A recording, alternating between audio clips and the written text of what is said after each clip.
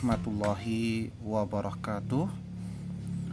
Alhamdulillahilladzi bini'matihi tatimmus sholihat.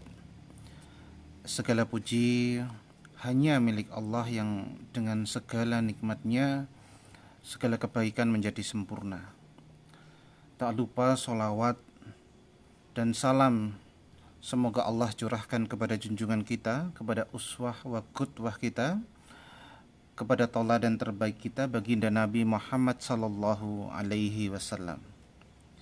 Teman-teman mahasiswa perbankan syariah yang senantiasa berbahagia, alhamdulillah pada kesempatan hari ini kita akan melanjutkan daripada pertemuan yang lalu. Pada kesempatan hari ini kita akan belajar bersama tentang manajemen resiko pembiayaan di bank syariah pada session yang ketiga ya. Pada kesempatan hari ini kita akan lebih spesifik membahas tentang bagaimana sih karakteristik pembiayaan atau karakteristik akad khususnya pembiayaan pada lembaga keuangan syariah, pada bank syariah maupun institusi keuangan syariah lainnya. Tentu kita harus melihat lebih dulu bagaimana model bisnis pada perbankan pada bank konvensional pada umumnya ya. Ketika kita melihat bank konvensional pada umumnya tentu dalam menyalurkan dananya pasti akan menggunakan skema kredit begitu ya. Dengan skema kredit atau skema bunga ini ya, maka sebuah bank konvensional ini akan cenderung meminta yang namanya hasil atau imbal hasil begitu yang sifatnya pasti ya kepada nasabahnya yang meminjam dananya kepada bank ya. Bentuknya berupa apa? Prosentase dari pinjaman tadi yang kita sering menyebut dengan istilah bunga gitu ya. Nah, tentu ini dalam kondisi apapun ya, bank konvensional akan tetap berhak atas pendapatan tetap atau bunga ya. Sebagaimana kembalinya modal yang juga dipinjamkan kepada nasabah. Bahkan dalam kondisi penyaluran dana tadi, untuk menjamin kembalinya modal dan plus bunga ya, persentase tetap tadi, bank biasanya juga akan meminta yang namanya jaminan berupa agunan ya, atau jaminan pihak ketiga begitu, agar nasabah ini tidak one prestasi di kemudian hari atau ketika proses berjalannya pinjaman ini ya. Dengan konsep mitigasi seperti ini tentu kita bisa melihat ya, bank dalam meminimalkan ya resiko terjadinya moral hazard bisa dihilangkan ya. Bahkan tidak masalah debitur memberikan laporan yang keuangan yang salah ya. Karena apa? Ya tadi bagaimanapun kondisi nasabah, maka bank akan tetap meminta pendapatan yang sifatnya tetap tadi. Tentu ini tidak akan melihat apakah debitur atau nasabah ini berhasil mendapatkan keuntungan atau justru sebaliknya gagal dalam sebuah bisnis ya. Karena tadi apapun yang terjadi, maka perbankan konvensional akan menghendaki keuntungan yang sifatnya tetap. Bahkan ketika seorang nasabah ya melakukan penipuan dalam laporan keuangan atau sebaliknya nasabah ini jujur ya dalam penyajian laporan keuangan, maka semuanya itu tidak akan memiliki efek terhadap hak klaim atas bunga dan pokok pinjaman yang dilakukan oleh bank konvensional ya. Nah, dalam kondisi ini tentu kita hanya melihat ya, satu-satunya faktor resiko keuangan yang muncul adalah resiko gagal bayar yang mungkin bisa dilakukan oleh debitur. Nah, di sini kata gagal bayar ini tentu dimaknai sebagai ketika nasabah tersebut tidak mampu membayar pokok pinjaman maupun bunganya gitu, atau salah satu daripada keduanya gitu. Tetapi tentu kita melihat ini kelihatannya enak dong bang ya. Ya itu kalau kita melihat di bank konvensional ya. Tetapi ketika kita melihat pada konsep perbankan syariah ya, maka skema kredit seperti ini tadi ya, ini tentu tidak akan dapat diaplikasikan sebagai sumber pendapatan di dalam operasi bank syariah atau lembaga keuangan syariah. Karena dalam syariah Islam sendiri ini tidak diperkenankan adanya tambahan manfaat atau tambahan keuntungan dalam hal pengembalian utang ya. Karena tadi kalau saya lihat ya, teman-teman lihat ya, skema kredit dalam bank konvensional itu adalah bentuknya hutang tadi ya. Di mana bunga itu merupakan bentuk riba yang tentu dalam syariat Islam ini terlarang ya. Dalam Islam itu sendiri utang terhitung sebagai sejumlah nominal yang diterima dan wajib dikembalikan sesuai nominal tersebut ya. Nah, dengan prinsip tersebut ya, atau ketika hutang itu harus dikembalikan sesuai dengan angka yang dipinjam, maka tidak ada potensi untuk menggunakan pendekatan indeksisasi gitu ya, atau lebih dikenal proses pendiskontoan ya, baik nilai uang dalam bab hutang piutang ya. Tetapi ketika kita menilik lebih jauh ya, lebih dalam, maka bank syariah ini memiliki cakupan akad pembiayaan yang jauh lebih luas daripada bank konvensional itu sendiri. Contohnya, contoh akad yang bisa diaplikasikan dalam bank syariah itu adalah dalam konsep hutang itu adalah qardul hasan misalkan, kemudian jual beli murabahah, jual beli salam ya, jual beli muajjal bisaman ajil misalkan, ijarah, atau konsep-konsep syirkah seperti mudharabah, musyarakah ya. Dalam kasus lain mungkin ada juga yang menerapkan musaqqah dan muzaraah gitu ya. Nah, dari pengklasifikasian tadi tentu secara umum ya, skema atau akad pembiayaan yang bisa dilakukan oleh bank syariah ini secara umum kita kelompokkan menjadi dua ya. Yang pertama adalah akad-akad yang berbasis utang dan akad yang berbasis ekuitas ya. Yang termasuk kelompok akad berbasis utang itu adalah apa? Akad yang kita ambil dalam memang tujuan sosial begitu ya. Ini adalah akad qardul hasan ya. Di sisi lain juga jual beli murabahah, salam ya, istisna ya, jual beli muajjal, bisaman ajil, dan ijarah ini juga masuk dalam konsep berbasis hutang ya. Tetapi tidak berhenti di situ. Ketika kita mau melihat lebih jauh ya, lebih dalam, ketika melihat dari berdasarkan asal terbentuknya hutang sendiri, maka akad berbasis hutang ini dapat dibagi lagi menjadi dua. Yang pertama adalah utang murni ya, utang qardul hasan tadi ya, dengan akad qardul hasan gitu ya. Dan utang yang muncul dari akad jual beli yang saya katakan tadi, ada murabahah, salam, istisna, dan lain sebagainya gitu ya. Nah, karena apa? Yang namanya bentuk jual beli itu memang memungkinkan. Apalagi ini dalam kasus ini adalah jual beli tidak cash ya, atau secara angsur gitu ya, angsuran gitu. Ini memungkinkan terjadinya utang di dalamnya ya. Ya, karena ketika tidak cash kan otomatis muncul hutang gitu ya. Ambil contoh pada kasus yang sering kita lihat adalah pada jual beli salam misalkan, di mana seorang pembeli telah menyerahkan uangnya secara tunai pada waktu akad ya, kemudian seorang penjual menunda penyerahan barangnya. Nah, pada kasus ini tentu kita bisa melihat seorang penjual lah yang bertindak sebagai orang yang berhutang.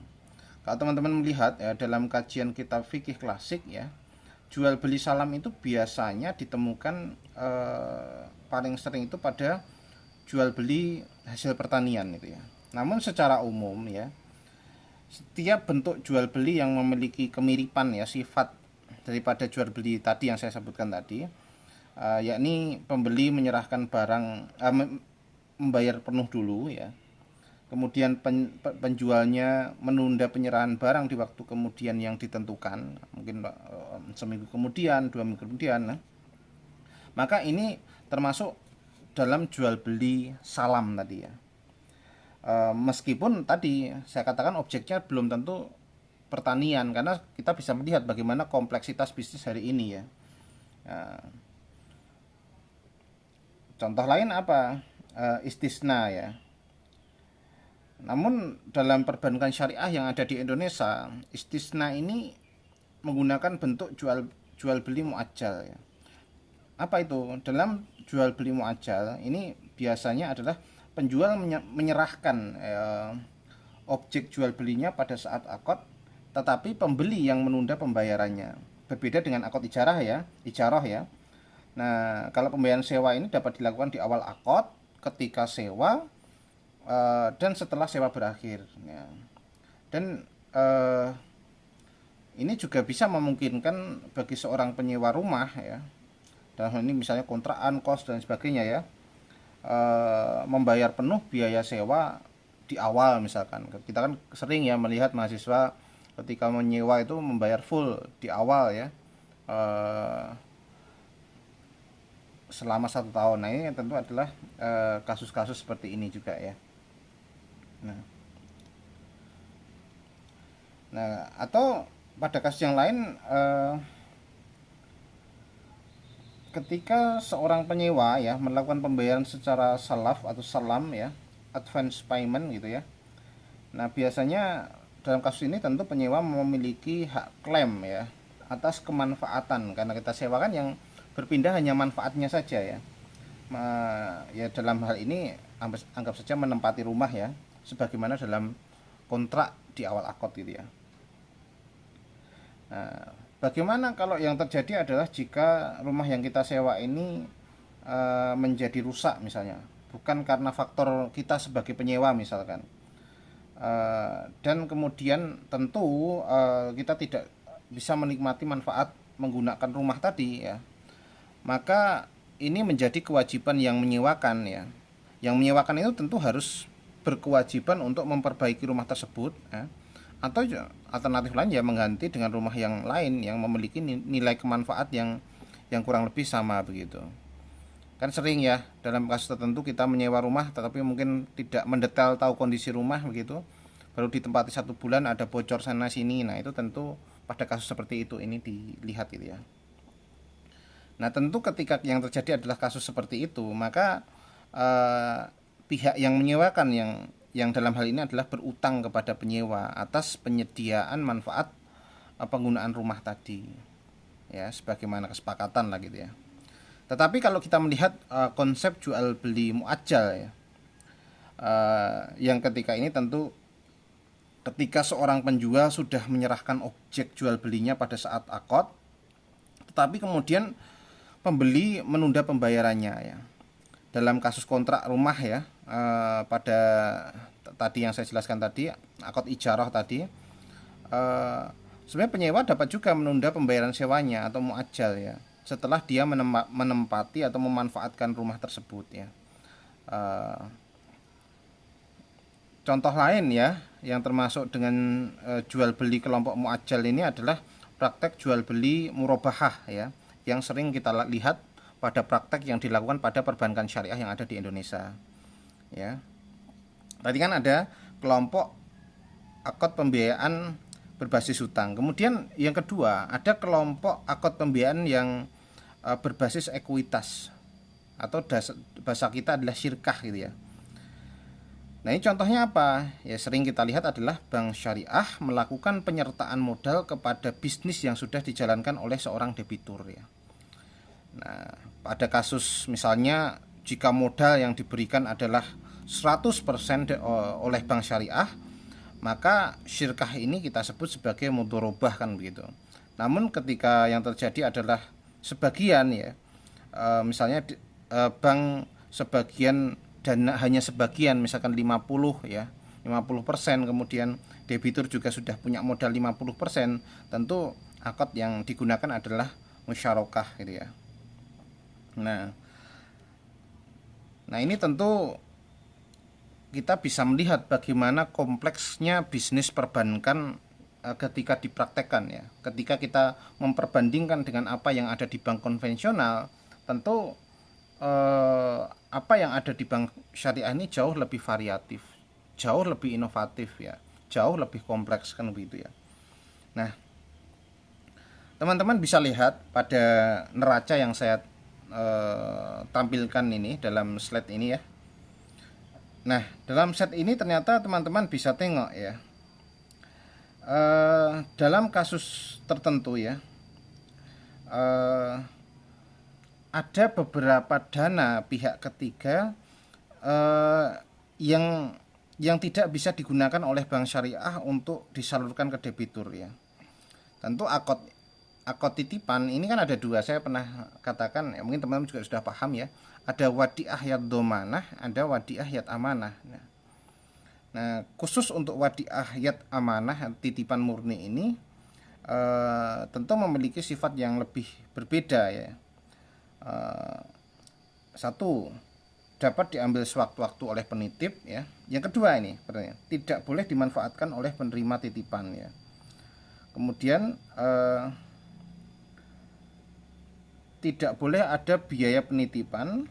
Kemudian yang keempat adalah tidak ada tanggung jawab atau doman pada pihak yang dititipi atas kerusakan atau kehilangan barang titipan, kecuali karena memang ada faktor sembrono misalkan teledor dan lain sebagainya. Tetapi bagaimana yang terjadi ketika sebuah perbankan menggunakan dana ini ya, di mana seorang nasabah tidak mengetahuinya, maka bank dalam kasus ini tentu dikatakan tidak amanah atau menyelisih akad kan gitu ya.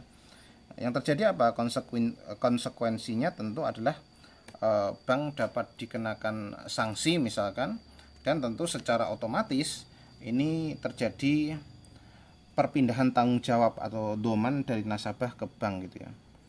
Artinya jika terjadi berkurang misalkan atau hilangnya dana tersebut, bank tentu harus wajib menggantinya. Demikian juga ketika bank mengenakan biaya atas jasa penitipan uang nasabah, maka akad wadiah ini gugur dan berubah secara otomatis menjadi akad ijaroh seperti jasa saving box gitu. Jadi memang wadiah yang amanah ini biasanya memang produknya adalah safe deposit box gitu ya, atau saving box gitu ya. Dan memang biasanya kecenderungannya bukan uang yang dititipkan, karena memang hakikatnya uang itu kan harus berputar ya, tidak boleh berhenti pada satu aspek saja gitu ya. Mungkin itu ya.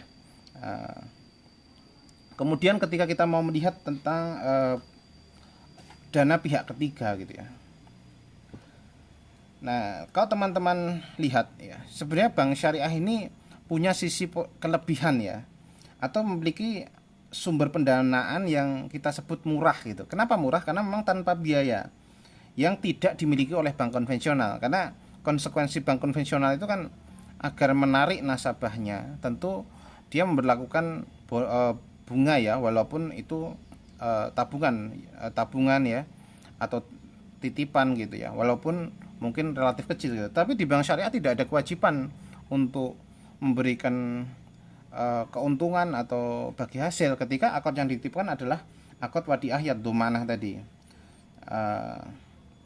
Nah, ini adalah dana yang murah yang sebenarnya dimiliki oleh perbankan ya. Karena tadi saya katakan wadiah yat domanah ini berbentuk utang ya,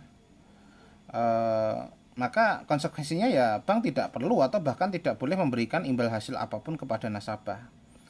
Nah, satu-satunya pemberian yang diperbolehkan tentu ini adalah ucapan terima kasih misalnya kepada nasabah ya, karena berbaik hati meminjamkan dananya kepada bank gitu ya.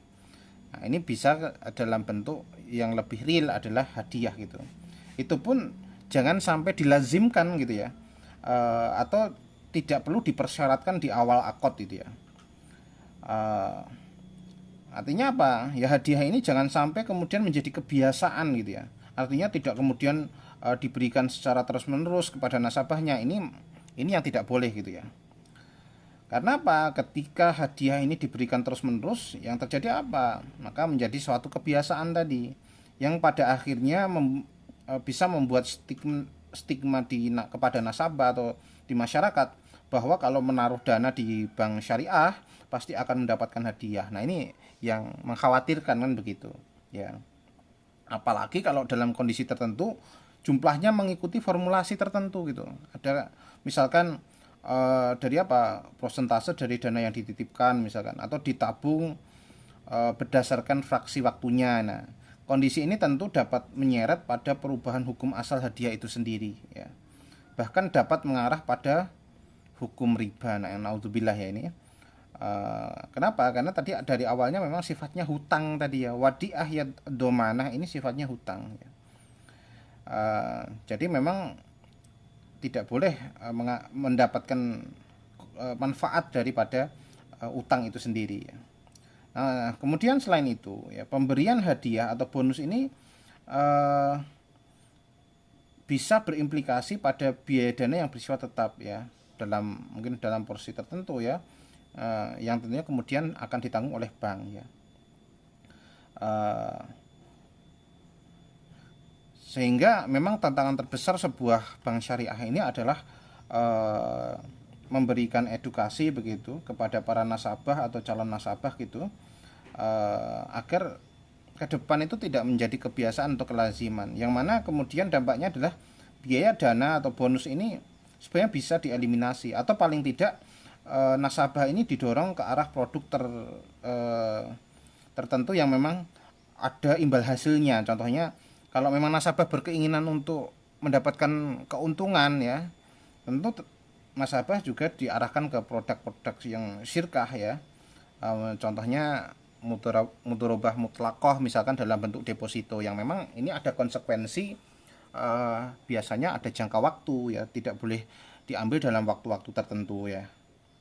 Tapi memang konsekuensinya nasabah bisa meminta keuntungan dari pengelolaan dana yang berbentuk mudorobah mutlakoh ini tentu, atau mudorobah muqayyadah ini tentu dalam porsi yang biasanya relatif lebih besar ya. Nah, ini pun bank ada dua pilihan, apakah hanya sebagai agen saja atau ikut mengelola gitu ya. Nah,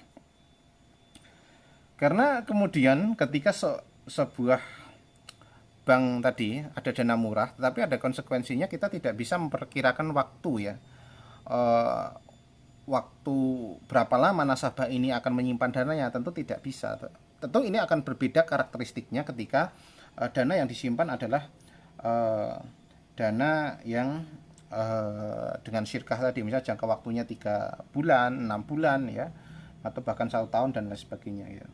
Nah, tentu dengan dana dari dana pihak ketiga ini kemudian bank akan mentasarufkan begitu, akan mengelola ya, atau dalam hal ini adalah membiayai proposal pembiayaan yang diajukan oleh seorang debitur gitu ya.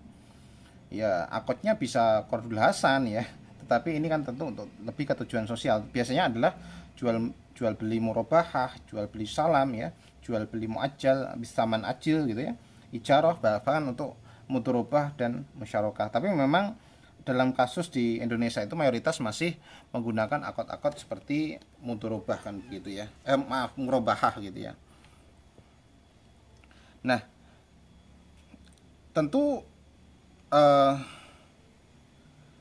ketika bank tadi saya katakan ada wadiah yang yad aman, yad domanah, yang bank tidak ada keharusan memberikan imbal hasil begitu. Maka ketika sebuah perbankan ya menghimpun dana dari masyarakat, dari nasabah dengan konsep syirkah ya, atau DPK ini bersumber dari akad mudorobah antara nasabah kepada bank, tentu ini termasuk biaya yang saya katakan lebih mahal. Kenapa? Karena ada konsekuensi yang harus diberikan perbankan untuk mendistribusikan keuntungan yang diperoleh oleh bank gitu ya. Nah,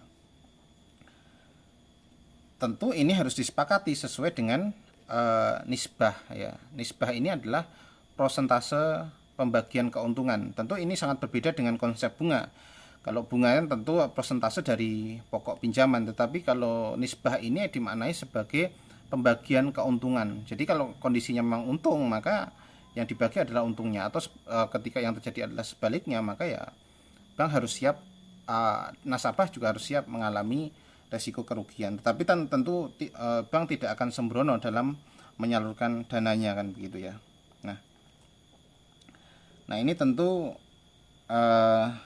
sebagai gambaran ya bagaimana praktek pembiayaan pada bank syariah yang sebenarnya ini menjadi ciri khas oleh perbankan syariah sendiri, di mana dalam bisnisnya itu saya bisa katakan lebih adil ya, lebih berkah. Kenapa? Karena memang tidak ada potensi la taslimuna wa la tuslamun ya. Tidak akan ada potensi menzolimi atau dizolimi ya, kalau memang diterapkan secara ideal gitu ya. Baik, terima kasih pada kesempatan ini. Dalam sesi yang ketiga ini, insya Allah kita akan lanjutkan ke sesi yang keempat di kesempatan yang berikutnya. Mohon maaf dari saya apabila ada yang salah dalam lisan dan lagu. Akhir kata, wassalamualaikum warahmatullahi wabarakatuh.